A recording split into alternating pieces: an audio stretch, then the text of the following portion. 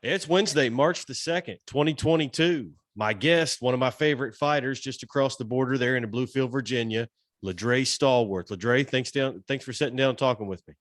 Thank you for having me, Chase. Man, you and I go back a few years. I know a little bit of your story, that kind of stuff. We have some mutual friends that I've spent a lot of time with and stuff, and I know they think the world of you, the Connie Brammers, the Sky Coons, Derek Lambert, those kind of people.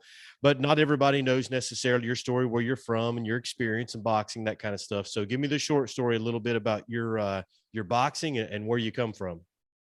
Well, I started boxing when I was in Welch. And it's actually a funny story because it actually kind of goes back to when I was in high school. If you got a minute for a little quick flashback, Absolutely. Filler.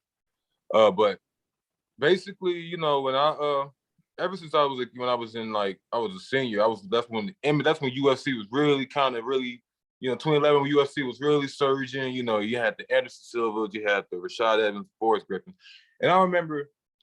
I was never worried about fighting. Like I'd get down, I had to get down, but I really wondered. You would just see in their eyes that they love it, and I just really wondered. I asked myself, what is it, what is it that about fighting that can really have a man go in here for 5 rounds and punch somebody in the face, try not to get punched in the face for 5 rounds, and just love it. What type of love is that? What does that love feel like to obtain that? So, and that's love exists, or it's just crazy, or is that just really a love?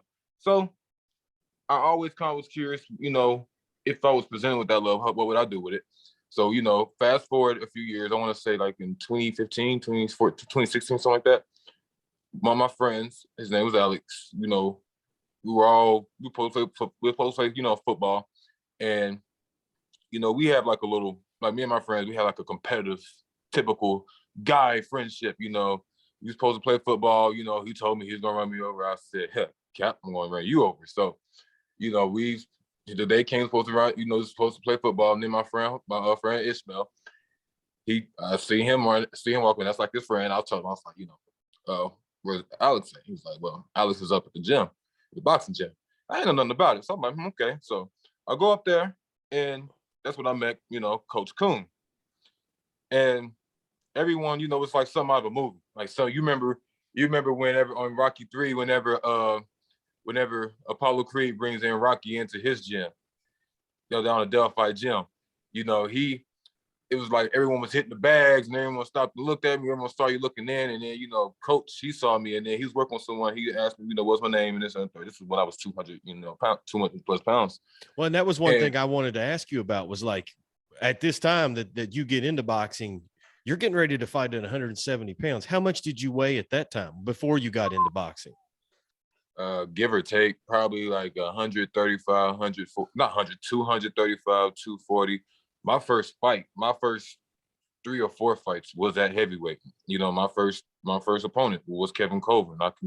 You can look him up. He could tell you, we fought at heavyweight. I fought a few fights at heavyweight. My first loss was at heavyweight. And, that's what I'm saying. And it's, so you've came a long way. You've lost 60, 70 pounds to get down to kind of where you're going to be fighting at. But tell me yes, the sir. rest of that first day there in the boxing gym, you walk in, everybody kind of looks around. Who's this guy? What's up? How's that story Yes, play out?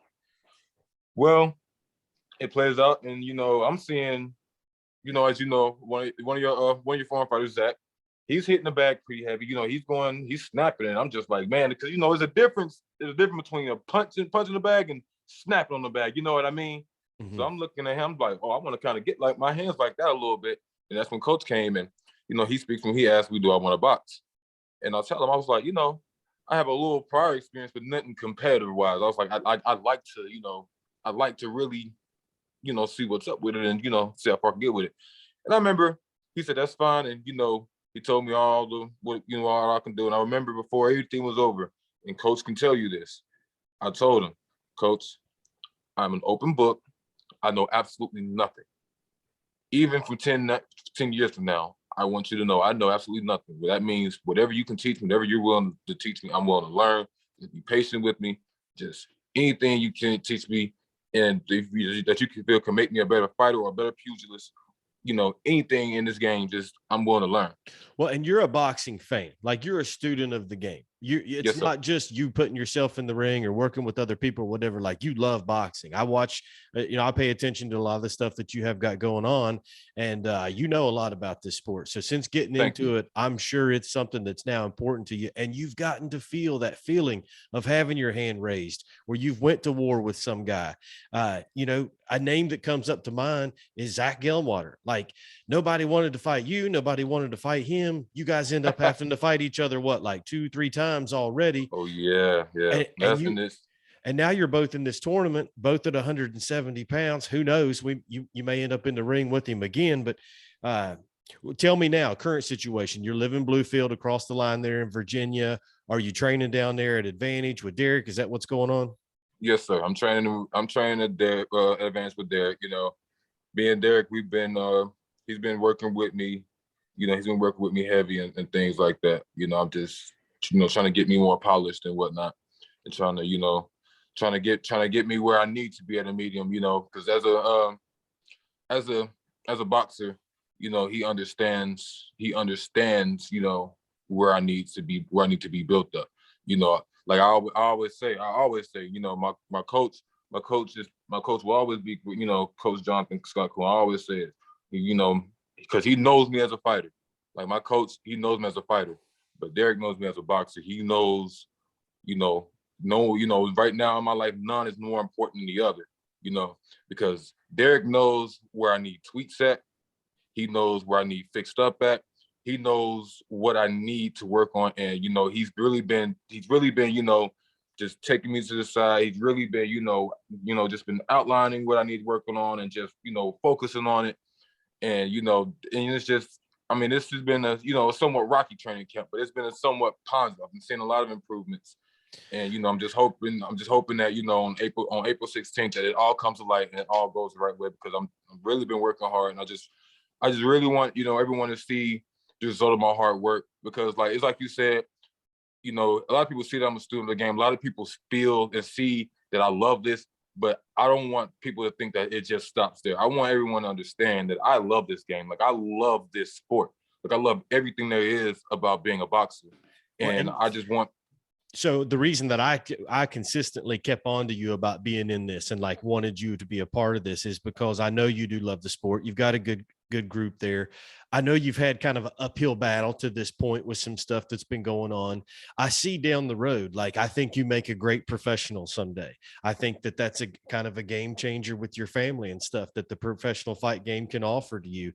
And I think that you've got a great future with it. Now I know there's distractions in camps and stuff like that that goes on. And I know you've been dealing with that. Tell me what that's like, whether the gym's a little bit of a release or what it's like to try to have to get your stuff together and make yourself go to the gym knowing you're carrying around some other baggage and stuff personally, different things you've been battling.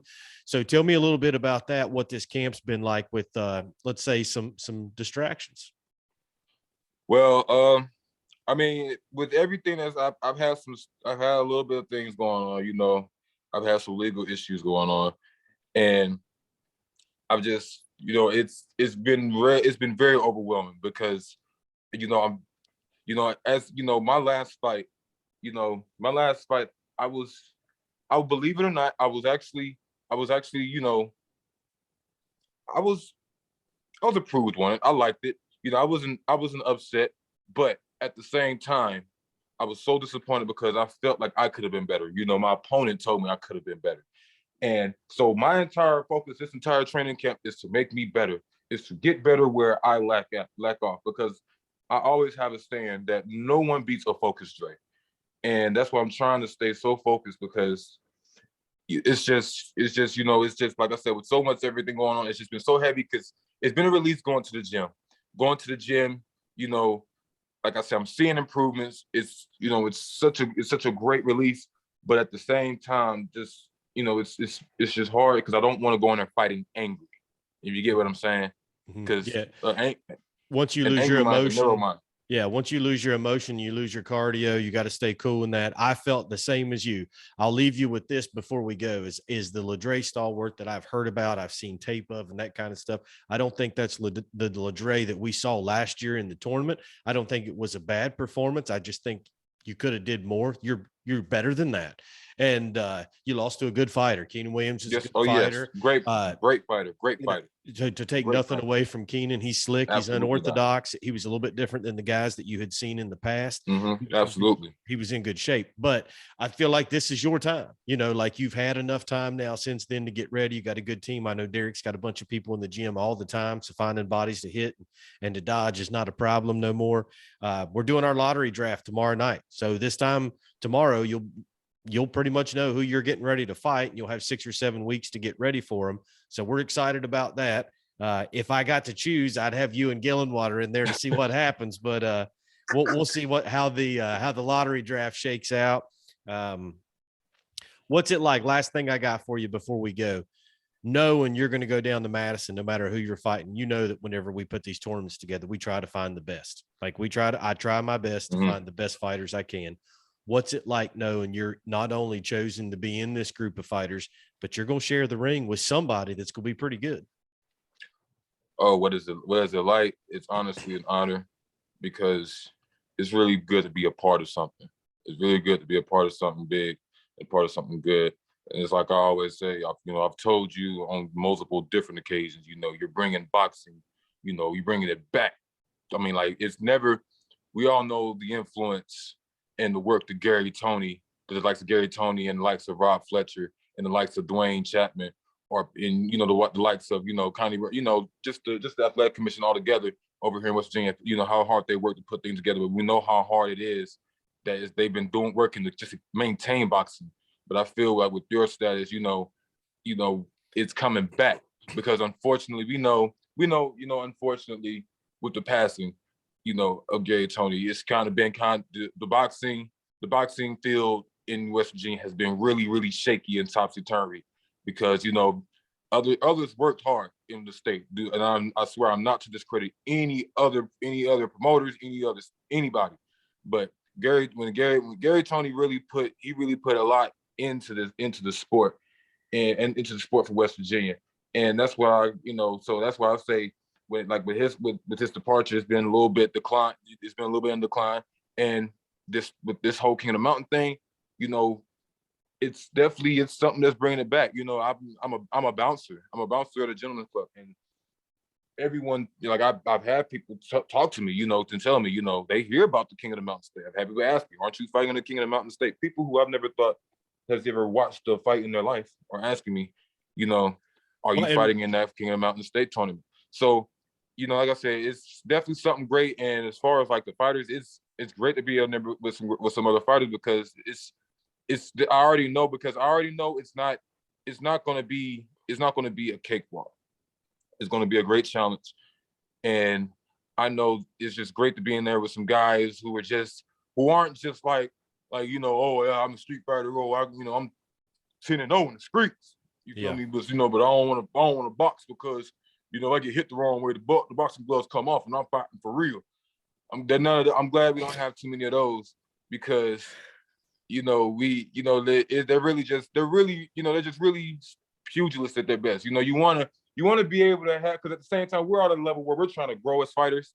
Like, that's my whole premise of this thing, is to grow as a fighter in the game comfortability.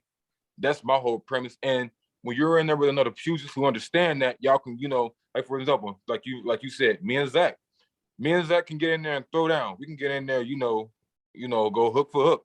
But afterwards, we understand in the ring, it is what it is. But afterwards, how you doing? How you doing? How the mom's been doing?